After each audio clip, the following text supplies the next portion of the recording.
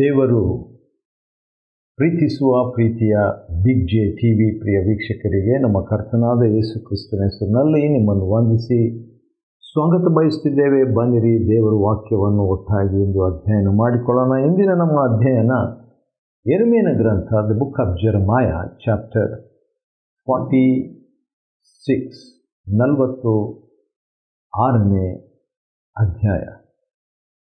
46ನೇ ಅಧ್ಯಾಯದಿಂದ 51 ಅಧ್ಯಾಯಗಳವರೆಗೆ ನೋಡುವಾಗ ಪ್ರವಾದನೆ ಈಗ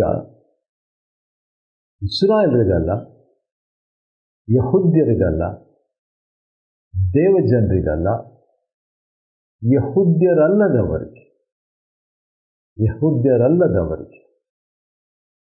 ಇತರ ದೇಶಗಳಿಗೆ ದೇವರು ಸಂದೇಶವನ್ನು ಮಾಡುವಾತನಾಗಿದ್ದಾರೆ, ಪ್ರವಾದನೆಯನ್ನು ನೀಡುವಾತನಾಗಿದ್ದಾರೆ. ಯಾಕೆ ದೇವರು ಈ ರೀತಿಯಾಗೆಲ್ಲ ಮಾಡಬೇಕು ಅಥವಾ ಹೇಳಬೇಕು ಎಂಬುದಾಗಿ ನೋಡುವಾಗ ಒಂದು ವಾಕ್ಯ ಈ ರೀತಿಯಾಗಿ ನಾವು ಯೆರೆಮೀಯನ ಗ್ರಂಥದಿಂದಲೇ ನೋಡಿಕೊಳ್ತೇವೆ. ಅದು ಏನೆಂದರೆ, ನೋಡೋಣ ಬನ್ನಿರಿ.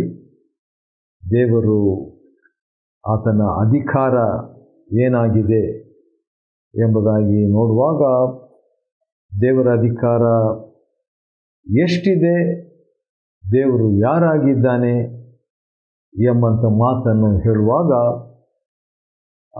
ಈ ರೀತಿಯಾಗಿ ಆತನು ಹೇಳುವಾತನಾಗಿದ್ದಾನೆ. ಯೆರೆಮೀಯನ ಗ್ರಂಥ 27ನೇ ಅಧ್ಯಾಯ, ಅದರಲ್ಲಿ 5ನೇ ವಚನ ಈ ರೀತಿಯಾಗಿದೆ. ನಿಮಗೋಸ್ಕರವಾಗಿ ಓದಲಿಕ್ಕೆ ಇಷ್ಟಪಡ್ತೇನೆ. ಯೆರೆಮೀಯ 27:5 ದೇವರು ಹೇಳ್ತಾ ಇರೋದು, ನಾನೇ ಕೈ ನೀಡಿ ನನ್ನ ಮಹಾಶಕ್ತಿಯಿಂದ ಲೋಕವನ್ನು, ಭೂಮಿಯನ್ನು, ಒಂದು ಲೋಕವನ್ನು, ಭೂಮಿಯನ್ನು, ಅದರ ಮಾನವರನ್ನು, ಪಶುಗಳನ್ನು ಸೃಷ್ಟಿಸಿದ್ದೇನೆ. ವಾವ್! ಇನ್ನೂ ಸರಿ ಓದ್ಕೊಂಡು ತಪ್ಪಾಗಲಾರದು. ನಾನೇ ಕೈ ನೀಡಿ ಅಂದರೆ ದೇವರು ತನ್ನ ಹಸ್ತದಿಂದ ನನ್ನ ಮಹಾಶಕ್ತಿಯಿಂದ ಲೋಕವನ್ನು, ಭೂಮಿಯನ್ನು, ಅದರ ಮಾನವರನ್ನು, ಪಶುಗಳನ್ನು ಸೃಷ್ಟಿಸಿದ್ದೇನೆ. ಅಷ್ಟಕ್ಕೆ ದೇವರು ಅದೇ ದೊಡ್ಡ ಮಾತು. ಇನ್ನೂ ಕೂಡ ಒಂದು ಮಾತು ದೇವರು ಹೇಳುವಂಥದ್ದನ್ನು ಗಮನಿಸಬಹುದು. ಯೆರೆಮೀಯ 27:5ರಲ್ಲಿ 2ನೇ ಭಾಗ, ಈ ನನ್ನ ಸೃಷ್ಟಿಯನ್ನು ನನಗೆ ಸರಿತೋಚಿದವನಿಗೆ ಕೊಡಬಲ್ಲೆನು. ಹೌದು, ಈಗ ಈ ದೇಶಗಳನ್ನೆಲ್ಲ ಬಾಬೆಲಿನ ಅರಸನು ನನ್ನ ಸೇವಕನಾದ ನೆಬೂಕದ್ನೆಚ್ಚರನ ಕೈವಶ ಮಾಡಿದ್ದೇನೆ. ಹಾಗಾದರೆ ದೇವರು ಈ ರೀತಿಯಾಗಿ ಹೇಳಿದಾಗ ದೇವರ ಓನರ್ಶಿಪ್, ದೇವರ ಮಾಲೀಕತ್ವ, ಆತನು ಮಾಲೀಕನು. ದೇವರ ಒಡೆತನ, ಆತನು ಒಡೆಯನು. ದೇವರ ಕರ್ತೃತ್ವ, ಆತನು ಕರ್ತನು. ಇದರಲ್ಲಿ ತೋರಿಸ್ತದೆ. ಯಾಕೆ ದೇವರು ಇಸ್ರಾಯೇಲರಿಗೆ ಮಾತ್ರ ಅಲ್ಲ, ಬೇರೆ ಜನಾಂಗದವರಿಗೆ ಹತ್ತಿರ ಕೂಡ ಮಾತಾಡ್ತಾನೆ. 46ನೇ ಅಧ್ಯಾಯದಿಂದ 51ನೇ ಅಧ್ಯಾಯದಲ್ಲಿ ಜನಾಂಗಗಳ ವಿಷಯವಾಗಿ ಅಥವಾ ರಾಷ್ಟ್ರಗಳ, ಇನ್ನಿತರ ರಾಷ್ಟ್ರಗಳ ಕುರಿತಾಗಿ ಪ್ರವಾದನೆ ಅಥವಾ ದೈವೋಕ್ತಿ ಅಥವಾ ಸಂದೇಶ ಅಥವಾ ಉತ್ತೇಜನ ಅಥವಾ ಎಚ್ಚರಿಕೆ. ಮೊಟ್ಟ ಮೊದಲನೇದಾಗಿ ಐಗುಪ್ತದ ವಿಷಯವಾದ ದೈವೋಕ್ತಿಯನ್ನು ನಾವು 46ನೇ ಅಧ್ಯಾಯದಲ್ಲಿ ನೋಡಿಕೊಳ್ಳಲಿಕ್ಕಿದ್ದೇವೆ. ಬನ್ನಿರಿ, ದೇವರು ಐಗುಪ್ತದ ಬಗ್ಗೆ ಏನು ಹೇಳಲಿಕ್ಕೆ ಇದ್ದಾರೆ ಅಂತ ಹೇಳಿಬಿಟ್ಟು 46 ಮೊದಲನೇ ವಚನದಲ್ಲಿ ಈ ರೀತಿಯಾಗಿದೆ,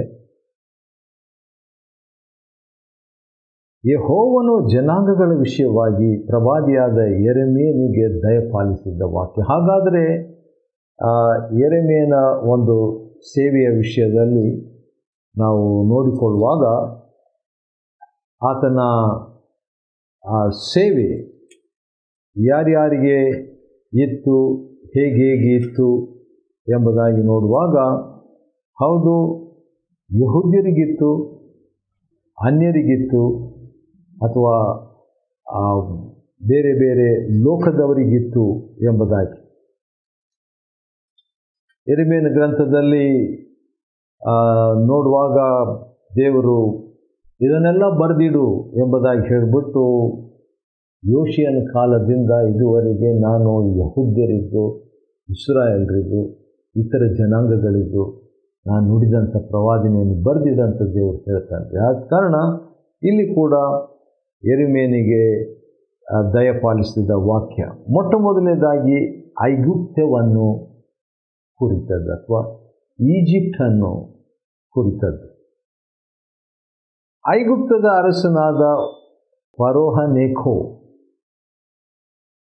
ಫರೋಹನೆಕೋವಿನ ಸೈನ್ಯವು ಯುಫ್ರಿಟಿಸ್ ನದಿಯ ಬಳಿ ಕೆರ್ಕೆಮೀಷ್ನಲ್ಲಿರುವಾಗ ಯೋಷಿಯನ ಮಗನೂ ಯೆಹೂದದ ಅರಸನೂ ಆದ ಯೆಹೋಯಾಕೀಮನ ಆಳ್ವಿಕೆಯ 4ನೇ ವರ್ಷದಲ್ಲಿ ಬಾಬೆಲಿನ ಅರಸನಾದ ನೆಬೂಕದ್ನೆಚ್ಚರನು ಆ ಸೈನ್ಯವನ್ನು ಹೊಡೆದ ವಿಷಯ. ಅಂದರೆ ದೇವರು ಯಾವ ರೀತಿಯಾಗಿ ಇಲ್ಲಿ ಚರಿತ್ರೆಯನ್ನು, ಡೇಟನ್ನು, ಡಾಕ್ಯುಮೆಂಟನ್ನು, ಯಾರ್ಯಾರ ಆಳ್ವಿಕೆಯಲ್ಲಿ ಯಾವಾಗ ನಡೆದಿದ್ದು, ಏನೇನು ಆಯಿತಂತ ವಿವರಗಳನ್ನು ಕೊಡುವಾತನಾಗಿದ್ದಾನೆ. ಹಾಗಾದರೆ ಬೈಬಲ್ ಅದು ಚರಿತ್ರೆಯ ಪುಸ್ತಕ, ಹಿಸ್ಟಾರಿಕಲ್ ಬುಕ್. ಬೈಬಲ್ ವಿಜ್ಞಾನದ ಕುರಿತಾಗಿರುವಂಥ ಅನೇಕ ಕಡೆಗಳಲ್ಲಿ ಅದು ವೈಜ್ಞಾನಿಕವಾದ ಪುಸ್ತಕ ಕೂಡ. ಬೈಬಲ್ ನಿಯಮದ ಪುಸ್ತಕ. ಬೈಬಲ್ ಅದು ಆಧ್ಯಾತ್ಮಿಕವಾದ ಪುಸ್ತಕ. ಬೈಬಲ್ ಪ್ರವಾದನೆಯ ಪುಸ್ತಕ. ಬೈಬಲ್ ಪ್ರಾಯೋಗಿಕವಾದ ಪುಸ್ತಕ. ಬೈಬಲ್ ಪದ್ಯ ಪುಸ್ತಕ, ಗದ್ಯ ಪುಸ್ತಕ. ಆ ರೀತಿಯಾಗಿ ಇದು ಜೀವನ ಚರಿತ್ರೆಯನ್ನು ಒಳಗೊಂಡಂಥ ಪುಸ್ತಕ. ಆ ರೀತಿಯಲ್ಲಿ ನಾವು ನೋಡುವಾಗ ಈಗ ಐಗುಪ್ತದ ವಿಷಯವಾಗಿ ಅಲ್ಲಿ ಯೂಫ್ರಿಟೀಸ್ ಅಂತ ಹೇಳುವಾಗ ಅದು ಬಹಳ ದೊಡ್ಡದಾದಂಥ ಒಂದು ನದಿ. ಮತ್ತು ಹೌದು, ನೈಲ್ ನದಿ ಕೂಡ, ಯಾಕಂದರೆ 7ನೇ ವಚನದಲ್ಲಿ ನೈಲ್ ನದಿ ಅಂತೆ ಉಬ್ಬಿರುವುದು ಅಂತ ಹೇಳ್ಬಿಟ್ಟು ಇವೆಲ್ಲ ಐಗುಪ್ತದ ಕುರಿತಾಗಿರುವಂಥ ಸಂದೇಶ ಪ್ರವಾದನೆಯಲ್ಲಿ ಯೆರೆಮೀಯನು ನುಡಿಯುವಂಥದ್ದನ್ನು ಗಮನಿಸ್ತೇವೆ. ಇಲ್ಲಿ ಐಗುಪ್ತವೇ ನೈಲಿನಂತೆ ಉಬ್ಬಿದೆ. ಐಗುಪ್ತೆಂಬ ಪ್ರವಾಹವೇ ನೈಲಿನ ಶಾಖೆಗಳ ಹಾಗೆ ತುಂಬಿ ತುಳುಕುತ್ತದೆ. ಇದು ಯಾವುದನ್ನು ಸೂಚಿಸ್ತದೆ ಅಂತ ಹೇಳ್ಬಿಟ್ಟು ನೋಡುವಾಗ ಗರ್ವವನ್ನು ಸೂಚಿಸ್ತದೆ. ಬೇರೆ ಬೇರೆ ದೇಶಗಳ ಬಗ್ಗೆ ಇರುವಂಥ ಪ್ರವಾದನೆಯನ್ನು ನೋಡುವಾಗ ಅಲ್ಲಿಗೆ ಬರ್ತದೆ. ಅದು ಬಹಳ ಪ್ರಾಮುಖ್ಯ. ಈ ರೀತಿಯಾಗಿ ದೇವರು ಐಗುಪ್ತದ ಕುರಿತಾಗಿ ಮಾತಾಡಿದಾಗ ಒಂದು ಒಳ್ಳೆ ಮಾತು ದೇವರು ಐಗುಪ್ತದ ಬಗ್ಗೆ ಹೇಳುವಂಥದ್ದನ್ನು ನಾವು ಗಮನಿಸಬಹುದು. 11ನೇ ವಚನ, ಐಗುಪ್ತ ಕುಮಾರಿಯೇ, ಯುವತಿಯೇ, ಗಿಲ್ಯಾದಿಗೆ ಹೋಗಿ ಔಷಧವನ್ನು ಸಂಪಾದಿಸು. ಕೆಲವು ಸಾರಿ ನಾವು ಯಾರನ್ನಾದರೂ ಸಿಕ್ಕಾಗಿರುವಂಥವ್ರನ್ನ ಭೇಟಿಯಾಗಿಬಿಟ್ರೆ ಏನು ಹೇಳ್ತೀವಿ? ಡಾಕ್ಟ್ರ್ ಹತ್ರ ಹೋಗ್ರಿ, ಡಾಕ್ಟ್ರ್ ಹತ್ರ ಹೋಗಿ ತೋರಿಸ್ಕೊಡ್ರಿ ಅಂತ ಹೇಳ್ತೀವಲ್ಲ. ಆ ರೀತಿಯಾಗಿ ದೇವರು ಗಿಲ್ಯಾದಿಗೆ ಹೋಗಿ ಔಷಧವನ್ನು ಸಂಪಾದಿಸು. ಯಾಕಂದರೆ ಐಗುಪ್ತದ ಸ್ವಸ್ಥತೆಗಾಗಿ ಬಯಸುವ ದೇವರು ನಮ್ಮ ದೇವರು, ಅಥವಾ ಬೈಬಲ್ನ ದೇವರು.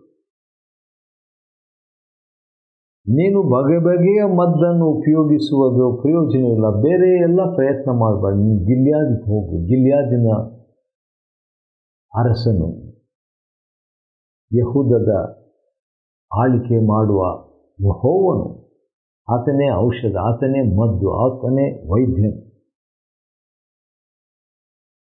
ನಿನಗೆ ಗುಣವಾಗದು, ಬೇರೆ ರೀತಿಯಿಂದ ಗುಣವಾಗೋದು. ಆದರೆ ದೇವರು ಹೇಳಿದ ಪ್ರಕಾರವಾಗಿ ಗಿಲ್ಯಾದಿಗೆ ನೀನು ಔಷಧವನ್ನು ಸಂಪಾದಿಸಿ ಗುಣವಾಗುವುದು ಎಂಬುದಾಗಿ.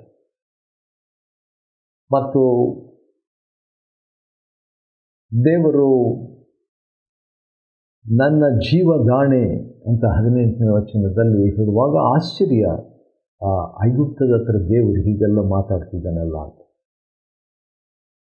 ಮತ್ತು 18ನೇ ವಚನದಲ್ಲಿ ತಾಬೋರ್ ಬೆಟ್ಟದಂತೆಯೂ ಸಮುದ್ರದಿಂದ ಎದ್ದಿರುವ ಕರ್ಮೇಲ್ ಗುಡ್ಡದ ಹಾಗೂ ಉನ್ನತನಾದನೊಬ್ಬನು ಬರುವನು. ಅಂದರೆ ಇದು ಒಂದು ರಕ್ಷಕನ, ಪರಿಹಾರಕನ, ಸ್ವಸ್ಥಪಡಿಸುವ ಆತನ, ಬಿಡುಗಡೆ ಮಾಡುವ ಆತನ ಒಂದು ಚಿತ್ರವಾಗಿದೆ. ಆ ರೀತಿಯಾಗಿ ದೇವರು ಹೇಳಿಬಿಟ್ಟು ಕಡೆಗೆ ಐಗುಪ್ತದ ಹತ್ರ ಮಾತನಾಡ್ತಾ ಇರುವಾಗಲೇ 27ನೇ ವಚನದಲ್ಲಿ ನನ್ನ ಸೇವಕ ಯಾಕೋಬೇ ಭಯಪಡಬೇಡ. ಐಗುಪ್ತದ ಹತ್ರ ಮಾತನಾಡ್ತಾ ದೇವರು ತನ್ನ ಜನರ ಹತ್ರ ಮಾತನಾಡ್ತಿದ್ದಾನೆ. ಇಸ್ರಾಯೇಲೇ ಅಂಜಬೇಡ, ಈಗೋ ನಾನು ನಿನ್ನನ್ನು ದೂರ ದೇಶದಿಂದ ಉದ್ಧರಿಸುವೆನು, ನಿನ್ನ ಸಂತಾನವನ್ನು ಸೆರೆ ಹೋದ ಸೀಮೆಯಿಂದ ರಕ್ಷಿಸುವೆನು. ಯಾಕೋಬು ಹಿಂದೆ ನೆಮ್ಮದಿಯಾಗಿಯೂ ಹಾಯಾಗಿಯೂ ಇರುವುದು. ವಾವ್! ತನ್ನ ಜನರಿಗೂ ಪ್ರವಾದನೆ. ಯಾರು ಅದನ್ನು ಹೆದರಿಸರು. ಐಗುಪ್ತ ಹೆದರಿಸ್ಲಿಕ್ಕೆ ಸಾಧ್ಯವಿಲ್ಲ, ಕಸ್ದೀಯರು ಹೆದರಿಸ್ಲಿಕ್ಕೆ ಸಾಧ್ಯವಿಲ್ಲ. ನನ್ನ ಸೇವಕ ಯಾಕೋಬೇ ಭಯಪಡಬೇಡ. ಯಾಕೆ? ನಾನು ನಿನ್ನೊಂದಿಗಿದ್ದೇನೆ. ವಾವ್! ಇದಕ್ಕಿಂತಲೂ ದೊಡ್ಡ ಆದರಣೆ ಏನು? ದೇವರೇ ನಮ್ಮ ಜೊತೆಗಿರುವಂಥದ್ದು. ಇಷ್ಟೆಲ್ಲ ಮಾಡಿದರು, ಇಷ್ಟೆಲ್ಲ ದೇವರಿಗೆ ವಿರುದ್ಧವಾಗಿತ್ತು. ಐಗುಪ್ತಕ್ಕೆ ಬಂದಾಗಿಯೂ ಕೂಡ ಐಗುಪ್ತದ ದೇವತೆಗಳನ್ನೇ ಜನರು ಪೂಜಿಸ್ತಾ ಇದ್ದರು. ದೇವರು ಅವರನ್ನು ಕರುಣಿಸಿ ಮಾತನಾಡುವಂಥದ್ದನ್ನು ಗಮನಿಸಿರಿ.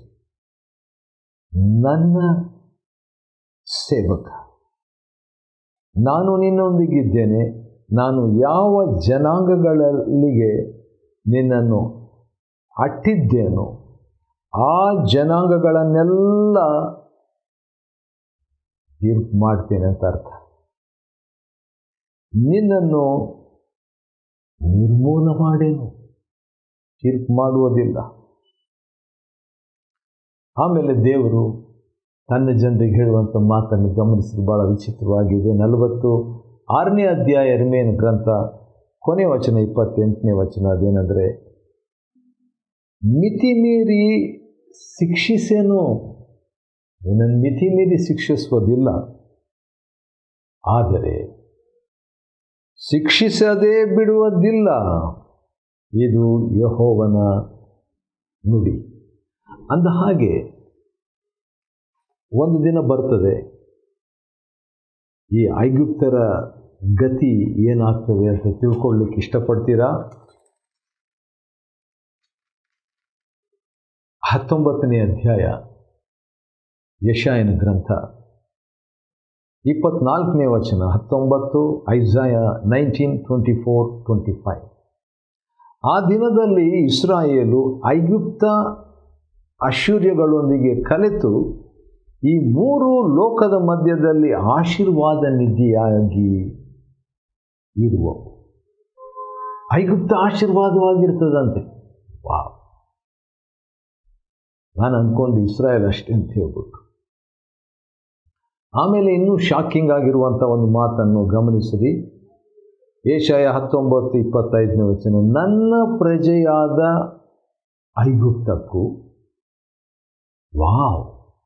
ಏನಿದು ದೇವರು ಹೇಳೋದು? ನನ್ನ ಪ್ರಜೆಯಾದ ಐಗುಪ್ತಕ್ಕೂ ನನ್ನ ಸೃಷ್ಟಿಯಾದ ಅಶ್ಶೂರಕ್ಕೂ, ಮೂರನೇದು ನನ್ನ ಸ್ವಾಸ್ಥ್ಯವಾದ ಇಸ್ರಾಯೇಲಿಗೂ ಶುಭವಾಗಲಿ ಎಂದು ಸೇನಾಧೀಶ್ವರನಾದ ಯೆಹೋವನು ಅವುಗಳನ್ನು ಆಶೀರ್ವದಿಸಿದ್ದಾನಷ್ಟೇ. ಹೌದು, ಹಾಗಾದರೆ ಐಗುಪ್ತರು ದೇವರ ಸೇವೆಯನ್ನು ಮಾಡುವರ? ಹೌದು. 22ನೇ ವಚನ, ಯೆಹೋವನು ಐಗುಪ್ತರನ್ನು ಹೊಡೆಯುವನು, ಗಾಯ ಮಾಡಿ ವಾಸಿ ಮಾಡುವವನಾಗಿಯೇ ಹೊಡೆಯುವನು. ವಾವ್! ದೇವರು ಎಷ್ಟು ಪ್ರೀತಿಸ್ತಾನೆ ಐಗುಪ್ತವನ್ನು. ಅವರು ಅಂದರೆ ಐಗುಪ್ತರು ಯೆಹೋವನ ಕಡೆಗೆ ತಿರುಗಿಕೊಳ್ಳುವರು. Wow wow! ಯೆಶಾಯ 90:22. ಯೆಹೋವನು ಐಗುಪ್ತರ ವಿಜ್ಞಾಪನೆಯನ್ನು ಲಾಲಿಸಿ ಅವರನ್ನು ಗುಣಪಡಿಸುವನು. ಹೌದು, ಐಗುಪ್ತರು ಅಶ್ಶೂರ್ಯರೊಂದಿಗೆ ಯೆಹೋವನನ್ನು ಸೇವೆ ಮಾಡುವರು. ಆದ ಕಾರಣ ಐಗುಪ್ತದ ಕುರಿತಾಗಿ ಪ್ರವಾದನೆ ಹೌದು, ಒಂದು ರೀತಿಯಿಂದ ಸ್ವಲ್ಪ ಕಷ್ಟಕರವಾಗಿದೆ. ಆದರೆ ಕೊನೆಗೆ ಮೆಸ್ಸಿಯನು ಬಂದಾಗ ಎಲ್ಲವೂ ಸರಿಯಾಗಿ ಹೋಗುವುದು. ಯೆರೆಮೀಯನ ಗ್ರಂಥ 46ನೇ ಅಧ್ಯಾಯವನ್ನು ಅಧ್ಯಯನ ಮಾಡಿಕೊಳ್ಳುವಂತೆ ದೇವರು ಕೊಟ್ಟ ಕೃಪೆಗಾಗಿ ಆತನಿಗೆ ಸ್ತೋತ್ರವಾಗಲಿ. ದೇವರು ನಿಮ್ಮನ್ನು ಆಶೀರ್ವದಿಸಲಿ.